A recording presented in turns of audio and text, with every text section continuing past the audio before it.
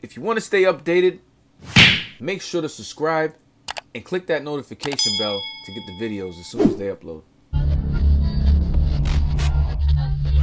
How are you doing as I check our connection? A couple messages for the viewers, so pick a section, have a seat. Yeah, I know this is different, quit with the questions. Allow me a second, please, to make my first impression.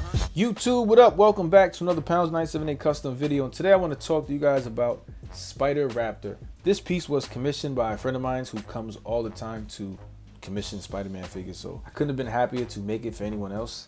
If it wasn't for him, I wouldn't have made this at all because I didn't even know this figure existed. In fact, he sent me a Jurassic Park figure, and to my surprise, I was pretty impressed with how it moves, especially knowing it comes from Mattel. So I didn't even know that. I thought it was from the Amber collection. I didn't know they were the same thing. Someone on Instagram said, "Oh, Mattel is pretty dope, blah, blah, blah." I said, "That ain't Mattel."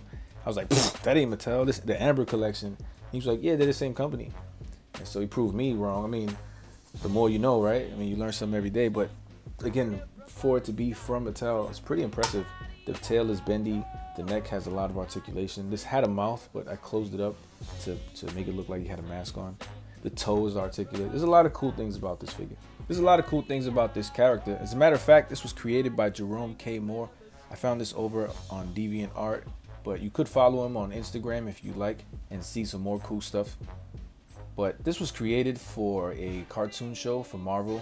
It was Hulk Agents of Smash. I'll show you really quick. Spider-Raptor! Annihilating humans on national TV? Sorry, Kingy, that's not family-appropriate viewing. Get him! A taser net? Yeah, I'm full of surprises. Me too, so surprise. But here it is, I like it. The logo in the front is pretty normal or average for a Spider-Man figure. The eyes were sculpted on. The mouth was closed because again, it had teeth, which was good and bad. It sucked because I wanted to leave it open because the articulation was really cool, but I had to close it in order to make it accurate to what the reference art was. And I'm glad I did because it looked better closed.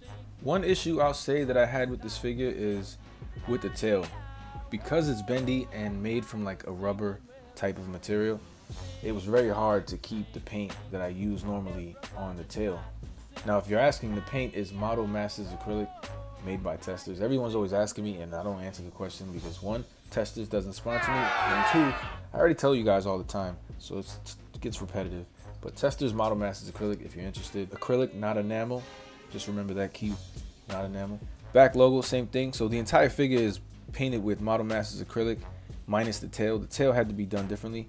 I tried it with Model Masters acrylic, but every time I bent it, the paint would just crack, and it was terrible. And I was like, damn, I painted the entire tail and I had to peel it off. I had to like scratch it all off. Sanding it wouldn't work, so I scratched off all the paint. And then I had to go out and buy some Angelus leather paint. Well, I ordered it on eBay. Tried to get two colors that would match the colors I normally use for red with the Model Masters acrylic, and in this case it was Insignia red because Insignia red matched the autumn red pretty well, and the red goes with the gloss like pretty well too, so they're almost exact. And that's what I did. So you will need a leather paint if you want to paint the tail on one of these guys. I tried the head because there is no there's no front reference picture, so I tried the best to get it as best as I could. I think it looks pretty cool. It looks a little different, I'll be honest. It stands up pretty well on its own too. That's a positive thing. But if I could be honest, like, remember when I said, I noticed there's always one clown. No, not that part. I said, but if you do view this, I promise to be the truest reviewer and customizer while adding some smooth music. With that, I mean, I gotta be honest and just be totally transparent about how I feel. Like, there is a flaw. For me, I should have sculpted texture on the head to match the body. I didn't really realize that until after and I started painting, and I realized the head was really smooth, and I was like, damn. I mean, I'm not a perfectionist, but if I can get something right, I might as well do it than not do it. And that was my issue. I think I could have done it better. But he does look good. If you want to compare him to this old Doppelganger, remember Doppelganger? Still one of my favorites. Shout out to Customs by Machu, by the way. But yeah, both of these are based on the same color scheme. The blues are exact. It's French blue, but the reds are different.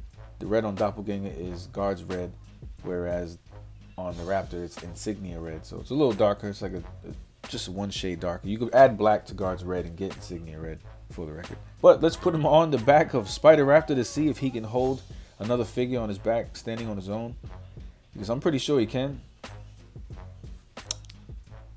Yeah, look at that. Imagine that. Imagine that in the comic book. A 6-armed Spider-Man doppelganger riding on top of a Spider-Raptor. That's too much. My brain is gonna put. Oh, come on. Reminds me of Golden Axe. But that's it. They don't really belong together. I don't think you'll ever see these two in the same universe. In fact, I think Spider-Raptor is from Earth TRN 568. I'm assuming TRN is like for Tyrannosaurus. Maybe not, because he's a raptor, a Velociraptor, so they're not the same. But I don't know. That's where he's from, where Doppelganger's from the original 616 Spider-Man comes from. So that's that. But again, to my surprise, the articulation on this raptor is pretty amazing. Like, I'm surprised that it comes from Mattel. And I don't mean to keep saying that, but I'm not familiar with a lot of Mattel stuff that has great articulation. Everything I see is pretty generic and out of date. But this looks really good. So anyway, the head would have gone up if I didn't glue the mouth shut, because the mouth and the jaw is what kind of allowed it. But you do get this up and down and left and right hinge at the neck, the upper neck area. So you get a lot of up and down. You get kind of a tilt, so it does present a little bit of attitude. But then you get this bottom neck piece that really gives you a lot of range. You can pretty much get a full 360 or whatever you want to do. This is pretty fun. And I compared it to a generic one in Walmart, and it doesn't have the same articulation. This is kind of like one of the higher end, high line action figures. Like, you're not gonna find the Amber collection in Walmart. Let me know if I'm wrong, but the one I saw in Walmart doesn't compare to this at all. Your arms do go up. They do get a 360 swivel. You got a single jointed elbow. Not too great, not too bad though. It does swivel there as well. You get the wrist hinge, wrist swivel, does spin around. Now, there's not a lot of leg articulation or upper thighs, but believe it or not, this does help. This allows the Raptor to pose easy and stand on its own without using the tail for balance, pretty much. You get a single jointed knee, but it does work. You get another part of the leg. I'm not sure what that's called, the reverse knee, I think. It swivels there as well. You get an ankle pivot and swivel and a hinge, of course. Now, the talon or the toe, I glued it down because I wasn't able to sand it, so every time I added paint, just moving it would break the paint away, so I just glued it down. It's unnecessary anyway. It's a cool feature, but it's really unnecessary. Hope you don't get mad that I did that. But the logo, the emblem, was the last thing I added on. I was looking at I believe just a regular Spider-Man figure, a pizza Spider-Man. So I kind of try to replicate both of those emblems, the front and the back. At first, I wasn't going to put the back emblem in, but I decided that it had to be in there. It had to be in there. You can tell these both are completely different emblems, and I think I kind of did well on both of them to make them differently. But that is it, YouTube. That's what I had to show you today. Spider-Raptor. Let me know in the comment section down below. What do you think about this? Does it fit its current comic cartoon counterpart? Wow, try to say that 4 times in a row. Current comic cartoon counterpart. Anyway, guys, I appreciate the love. If you like this, feel free to give me a sub. Click that notification bell if you want to catch the videos as soon as they upload. And as always, I will see you in the next one. Peace.